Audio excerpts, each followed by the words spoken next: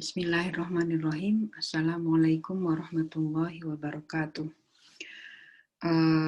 Nama saya Dr. Henny Mufliha. Saya ingin menyampaikan topik farmakologi untuk matrikulasi ini tentang drug development. Apa itu drug development? Dari namanya kita tahu drug development itu artinya pengembangan obat. Nah, yang dimaksud adalah pengembangan obat atau bahan obat dengan tujuannya untuk mendapatkan izin edar obat di masyarakat dan agar obatnya nanti dapat diresepkan oleh dokter. Siapa yang memberikan izin itu? Biasanya adalah lembaga negara yang mengatur peredaran obat, seperti misalnya kalau di Indonesia ada BPOM, Badan Pengawas Obat dan Makanan, atau kalau di United States, di Amerika, itu ada FDA, Food and Drug Administration. Nah, apa sih dasar dari diberikan izinnya nanti itu? Jadi, suatu obat itu boleh beredar karena apa? Berdasarkan apa? Nah, ada satu prinsip dalam kedokteran, yaitu evidence-based medicine, bahwa pengobatan itu harus berdasarkan bukti-bukti ilmiah.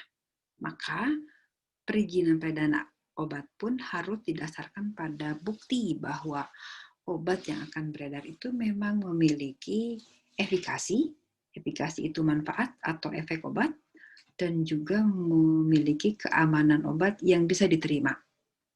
Nah, dari mana bukti itu didapat? Bukti itu didapat dari serangkaian tahapan, dari serangkaian proses, serangkaian uji obat yang bisa dikategorikan menjadi 4 tahapan utama.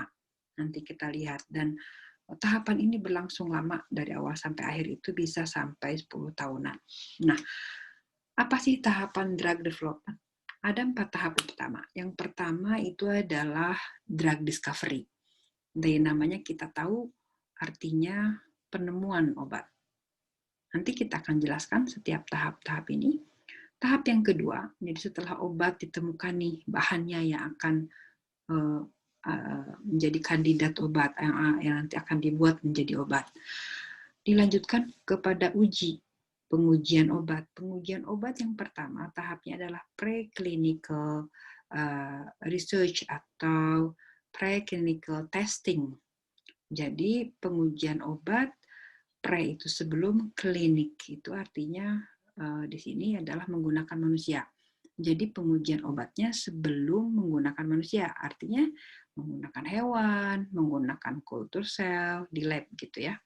Nah, jika suatu obat itu mempunyai bukti-bukti yang bagus di sini, yang dianggap bagus, maka dia akan mengajukan izin untuk melanjutkan perizinan ke badan lembaga negara tadi untuk melakukan tahap selanjutnya, yaitu uji klinis.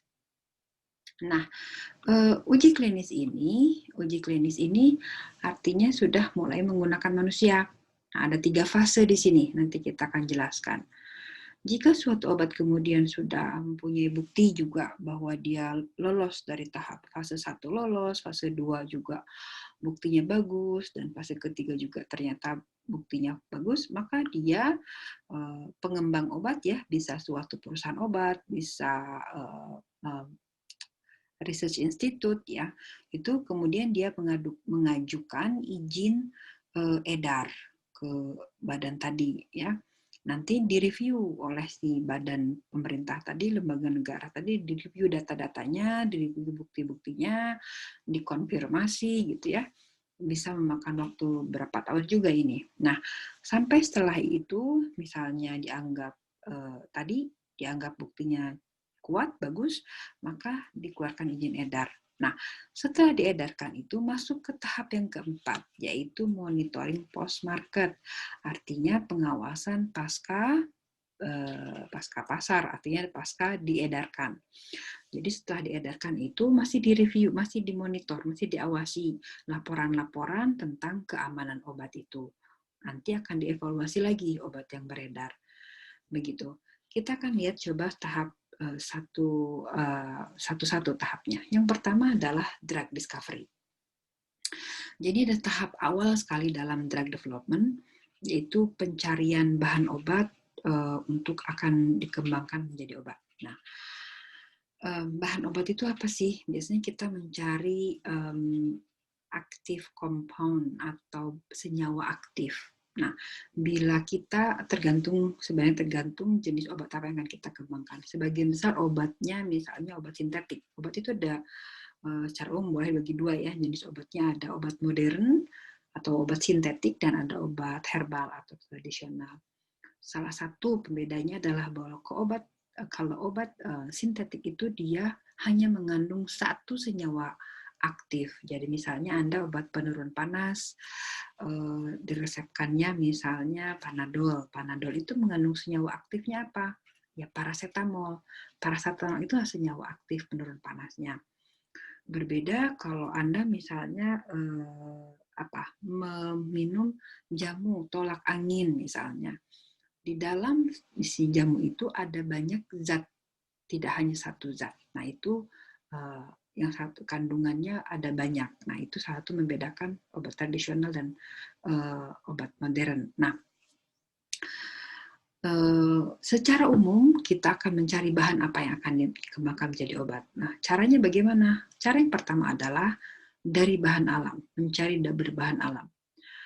Terlepas bahwa obat yang dikembangkan itu mau obat modern atau mau obat tradisional, bahan alam sering menjadi sumber utama pencarian bahan obat. Jadi banyak obat-obat sintetik sekarang itu dulunya awalnya didapatkan dari bahan alam. Misalnya salah satu obat misalnya, jadi dia hanya satu senyawa aktif. Jadi si bahan alam itu diambil salah satu senyawa aktifnya kemudian dijadikan obat. Misalnya efedrin, kalau Anda pernah dengar efedrin, efedrin itu mungkin kalau Anda bisa lihat di obat pilak gitu ya. Nah, suatu bronkodilator ini dia senyawa yang menjadi bahan obat sintetik tapi dulu berasal dari tanaman, dari yang disebut dengan Ephedra vulgaris. Nah, jadi dicari bahan alamnya, kemudian setelah itu dicari bahan aktifnya mana yang sebenarnya obat yang dari salah satu bahan itu yang paling aktif, senyawa aktifnya apa, kemudian diisolasi, diambil senyawa aktifnya, kemudian dijadikan obat. Bisa juga pencarian dari screening dengan cara screening koleksi bahan sintetik kimia. Jadi sudah ada list bahan sintetik kimia itu apa saja, kemudian dilakukan screening. Kira-kira molekul mana, kira-kira senyawa mana sih yang ada yang sudah ditemukan, tapi yang bisa dijadikan obat. Gitu. Jadi bisa dari screening koleksi yang bahan kimia yang belum jadi obat tapi ingin dijadikan obat misalnya. Yang kedua, bisa juga caranya adalah dengan modifikasi struktur kimia obat yang sudah ada. Jadi, obat baru didapatkan dengan cara memodifikasi struktur kimia yang sudah ada. Mungkin saya contohkan apa ya? Misalnya, ada suatu antibiotik, mungkin Anda sering dengar namanya amoxicillin. Amoxicillin itu dia itu salah satu antibiotik beta-laktam. Jadi amoxicillin ini beberapa ditemukan resisten. Jadi beberapa kasus banyak orang ditemukan resisten. Kenapa resisten? Dicari. Ternyata resistennya itu karena amoxicillin itu kan tujuannya untuk membunuh bakteri. Nah, ternyata si bakteri itu menghasilkan enzim yang merusak. Ternyata beberapa bakteri itu yang sudah mengenali amoxicillin itu bisa bertahan, bisa menangkal amoxicillin dengan cara menghasilkan enzim beta-laktamase. Beta-laktamase itu merusak struktur cincin beta-laktam yang ada di struktur kimia dari amoxicillin. Nah, kemudian dicarilah modifikasinya di sini dengan ditambahkan pada amoxicillin itu ditambahkan struktur baru yang namanya misalnya asam klavulanat. Asam klavulanat ini bisa menghambat enzim yang dihasilkan bakteri yang menangkal antibiotik tadi. Jadinya ditambahin gitu strukturnya. Sehingga yang tadinya sudah kebal, yang tadinya amoksilinnya sudah tidak berefek karena bakterinya ada yang menghasilkan enzim tadi, bisa dibunuh lagi si bakterinya karena dihambat oleh asam klavulanat. Seperti itu. Ada lagi modifikasi yang lain, itu yang gampang gitu ya. Berikutnya yang ketiga, caranya mencari obat itu dengan mencari target obat baru. Contohnya ya, misalnya sekarang kan lagi pandemi COVID. Nah, lagi pandemi COVID ini, COVID itu kan terjadi karena virus SARS-CoV-2 dia menginfeksi manusia. Nah, dicari tuh target obat itu. Target obatnya dari mana? Bisa dari virusnya. Struktur di virus mana yang bisa dihambat, yang bisa membuat virusnya mati, yang bisa dia tidak menginfeksi atau dia cepat mati. Bisa juga dicari struktur di manusianya, ya. Misalnya di struktur manusianya ternyata si virus itu bisa menginfeksi karena dia berikatan dengan reseptor ACE2 namanya ya, human ACE2. Nah, ada nggak obat yang bisa memblok gitu, obat yang bisa mengikat reseptor ini, yang bisa menghalangi si virus nempel, itu kan bisa jadi obat COVID. Seperti itu. Jadi mencari target obat baru tuh seperti itu. Dicari struktur mana yang misalnya bisa jadi obat COVID ini, untuk COVID ini obat lama, tapi untuk penyakit yang baru, ya. Atau misalnya memang benar-benar yang baru. Nah, yang terakhir misalnya, tadi misalnya sudah ketemu nih untuk COVID itu ada struktur namanya human receptor ACE2 ya, jadi reseptor ini sudah di reseptor pada manusia ini yang tadi berikatan dengan virus ini dilihat lebih dekat, di zoom secara struktur kimianya itu seperti apa sih. Nah, setelah kelihatan strukturnya, kemudian dirancang suatu obat sintetik, obat yang kira-kira bisa nempel di situ, yang bisa menghalangi virus. Seperti itu. Jadi merancang struktur obat yang bisa sesuai dengan target. Itu contohnya seperti itu. Ya. Nah, setelah ditemukan bahan obatnya, misalnya sudah ada kandidat obatnya, sudah diproduksi obatnya, bahan untuk obatnya, produksinya sederhana aja di sini, masih tahap sederhana. Sudah diproduksi, obat ini akan dites melalui serangkaian tes tadi. Tes yang pertama adalah uji praklinis, artinya uji sebelum dilakukan pada manusia. Jadi di mana dong? Di laboratorium dan di hewan coba. Apa yang dinilai di sini? Yang dinilai di sini tadi obatnya sudah ada ya, kandidatnya sudah dibuat gitu, sudah dihasilkan produknya, tapi masih dalam sederhana prosesnya, diuji farmakokinetiknya, profil farmakologinya. Profil farmakologi itu sudah dipelajari ya di topik yang lain, ada farmakokinetik. Jadi bagaimana obat itu diserap tubuh, didistribusikan, bagaimana obat itu dimetabolisme dan diekskresi. Nah, itu dilihat di sini. Kemudian juga farmakodinamiknya, dia bekerja di sistem tubuh mana saja, misalnya ya, di sel apa yang menjadi target si obat ini, bisa bisa bekerja di sel apa aja, itu di sini. Dan yang salah satu yang penting adalah tahap setelah ini kita harus bisa melihat toksisitas. Ini sangat penting. Toksisitas itu artinya mungkin kalau Anda tahu toksin itu racun ya. Jadi kalau toksisitas itu sebenarnya efek yang membahayakan. Jadi efek yang membahayakan sampai bisa mematikan. Jadi biasanya di sini dicari dosis letal, dosis yang bisa menyebabkan kematian pada hewan-hewan yang diujikan gitu ya. Jadi dosisnya berapa? Jadi rentang dosisnya yang aman, yang dosis yang berefek berapa, dosis yang toksik yang menyebabkan kematian berapa gitu. Dan gimana cara ngujinya? Ada dua cara, ada in vitro dan in vivo. Sudah mendengar istilah ini sekarang. In vitro itu artinya diujikannya pada kultur sel atau jaringan. Kalau Anda ke lab cell itu ada sel atau jaringan yang dihidupkan di suatu media agar dia hidup dan kita berikan obatnya ke situ. Kalau in vivo artinya obatnya diujikannya pada hewan coba. Hewan coba itu pada tubuh, pada suatu makhluk hidup gitu. Nah, hewan coba itu dari yang sederhana seperti mencit, tikus, ya berurutan gitu, sampai ke yang hewan yang paling mendekati manusia, yaitu makak atau monyet gitu ya.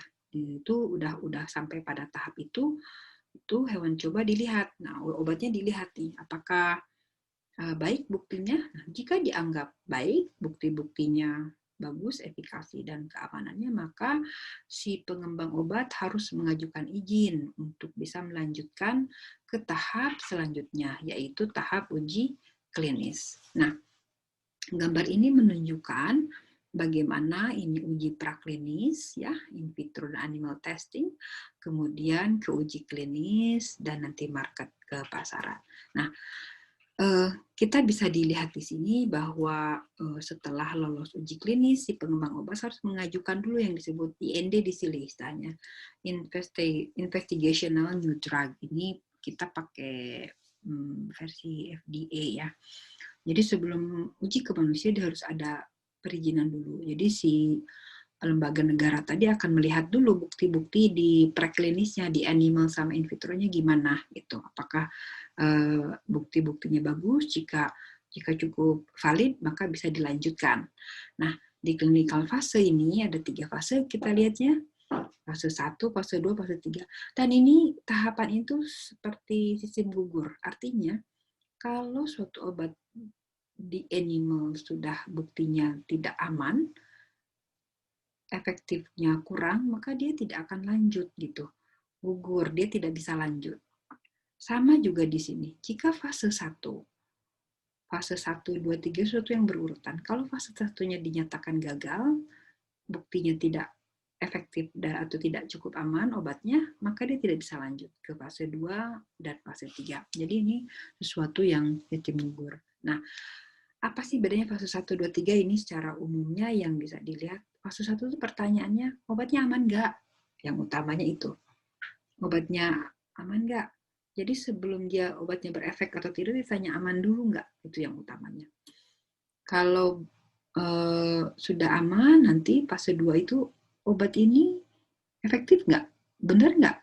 Berguna, benar nggak manfaatnya? Terbukti nggak manfaatnya pada pasien? Nah, itu di fase yang kedua gitu. Kemudian kalau sudah fase 2 juga terbukti, lanjut ke fase 3. Di sini konfirmasi dari semua data dengan menggunakan pasien yang besar. Gitu ya.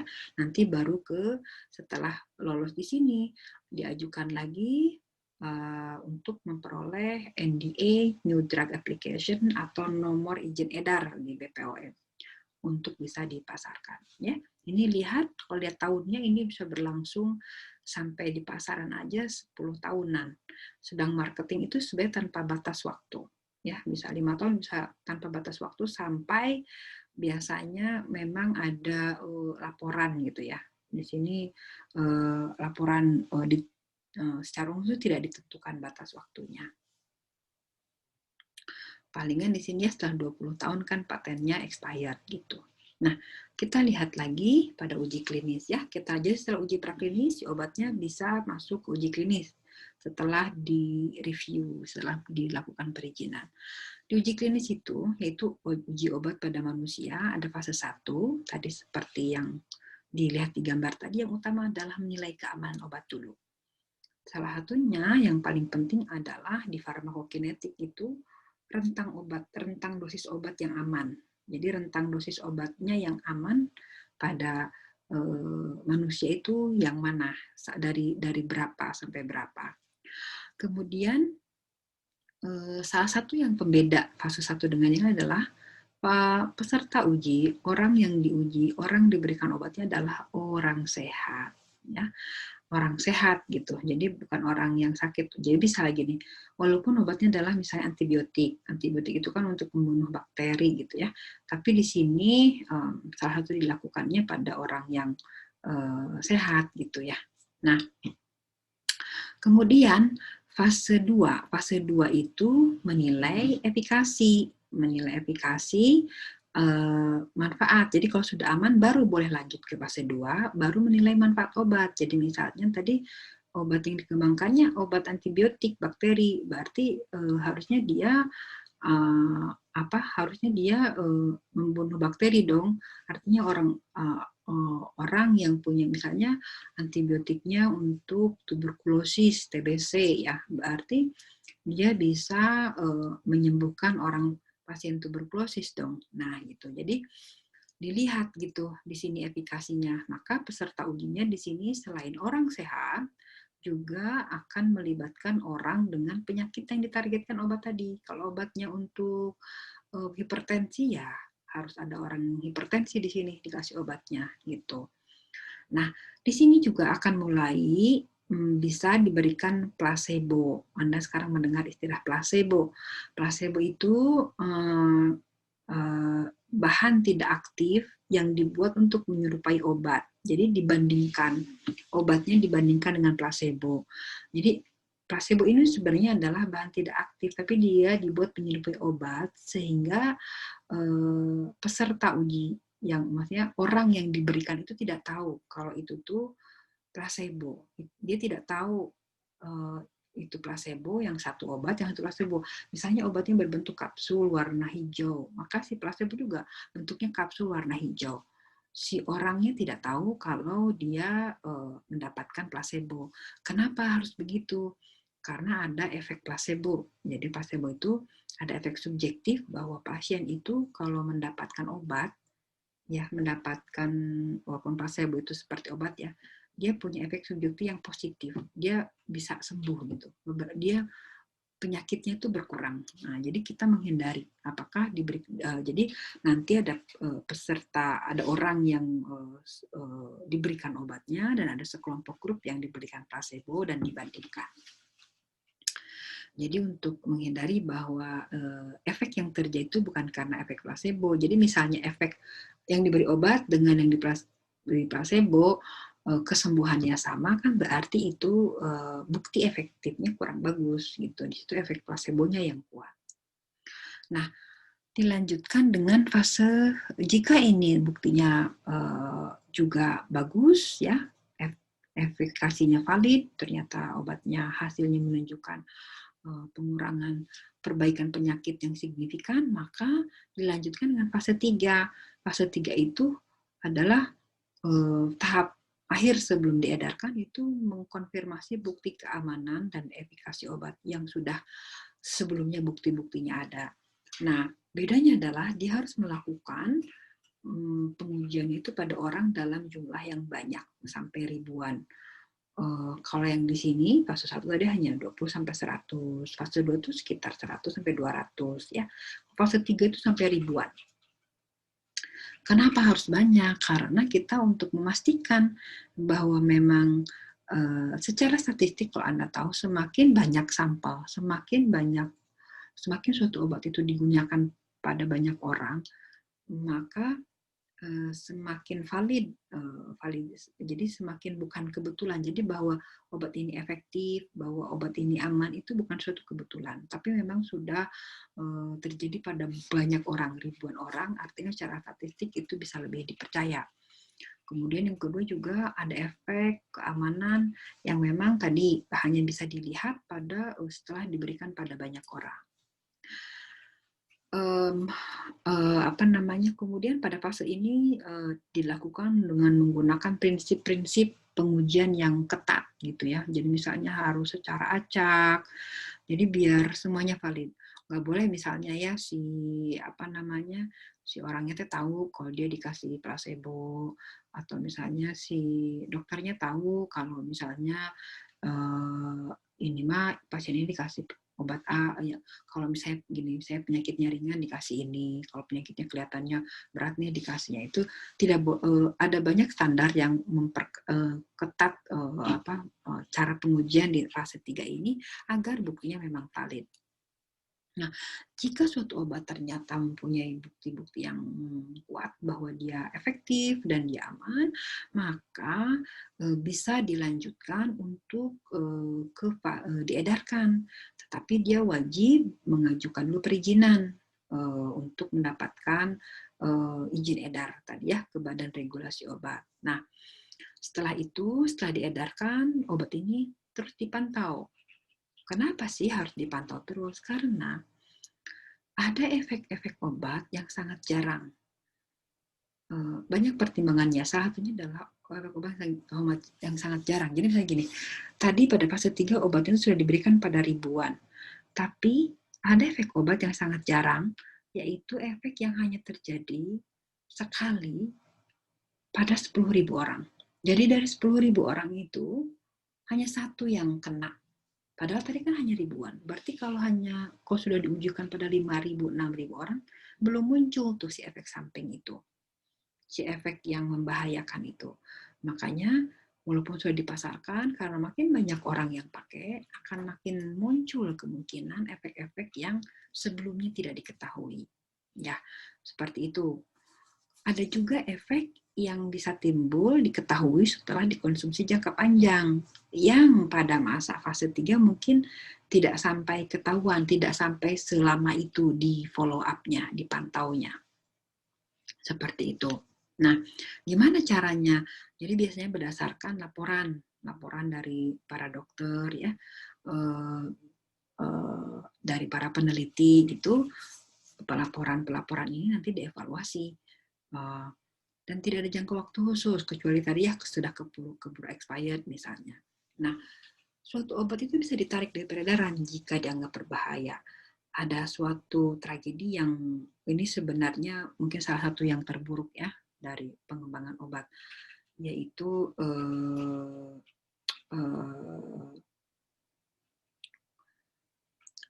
obat yang sudah diedarkan tapi kemudian harus ditarik karena ternyata setelah diedarkan jadi obatnya thalidomid ya, obatnya kalau Anda cari namanya thalidomid, tragedi yang di mana obat ini digunakan pada hampir 46 negara. Obat ini sebenarnya digunakan untuk untuk mual, tapi juga kadang gunakan, dia tuh obatnya jadi digunakan luas gitu. Nah, salah satunya itu dia bisa digunakan untuk mengatasi mual. Ternyata setelah obatnya diedarkan, jadi obatnya diedarkan di 46 negara. Hanya salah satu negara yang menolak adalah US. Jadi FDA tadi menolak untuk mengedarkan. Ada satu alasannya. Nah, ternyata setelah cukup lama beredar 10 tahunan begitu ya, baru terkumpul banyak laporan, baru konklusif, baru tersimpulkan bahwa ternyata si thalidomid itu kalau diberikan pada orang hamil, dia bisa melintas ke bayi dan menyebabkan cacat janin. Jadi cacatnya bervariasi dan cukup lama itu kesimpulan antara thalidomid dan hubungan antara thalidomid ini menyebabkan cacat. Tapi akhirnya obat ini ditarik dari peredaran pasar di dunia gitu waktu itu ya. Nah, itu salah satu contohnya. Tapi kalian harus paham juga gitu bahwa misalnya orang awam, kalau kalian mendengar ada obat sudah beredar kok ditarik lagi, gimana sih kok bisa begitu? Ya ini tadi salah satunya adalah memang ada efek obat yang sangat jarang. Ujinya sudah dilakukan ketat, tapi ternyata obat itu efeknya hanya ketahuan kalau sudah puluhan ribu orang yang menggunakan.